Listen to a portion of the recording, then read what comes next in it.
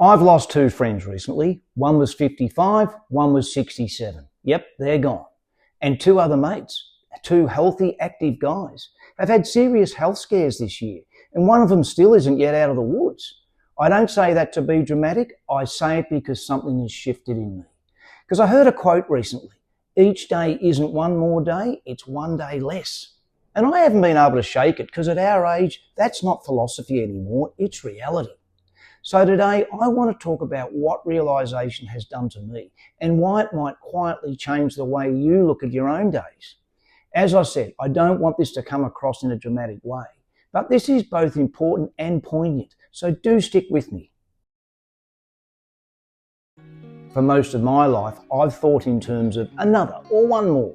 For example, another Christmas, another summer, one more year before I get serious about whatever, that or whatever. One more chance or opportunity. And when you think you have one more, you're relaxed. You default to thinking, I've got time. But when you realise it's actually one less, bloody hell, you soon wake up. There's a different weight to it. Because in your late 50s or early 60s, you're not adding decades anymore, you're subtracting. Not in a morbid way, just mathematically. The friend I lost at 55, we played up together as younger blokes. You know, nights out on the town, that type of thing. We caught up from time to time over the years and always said we should do that more. More catch-ups, however, never came. The one at 68, I made a video about him. I'll link it above and there'll be a link below in the notes.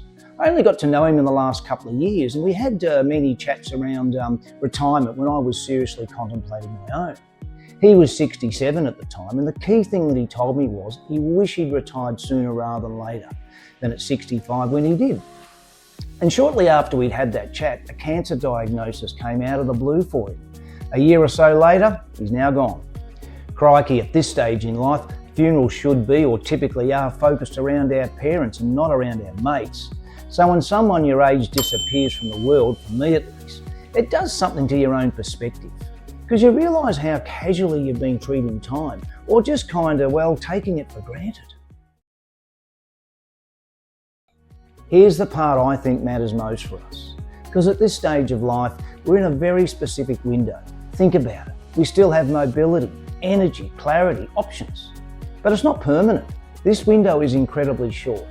I don't want the point of this to be about fear, rather, it's about awareness.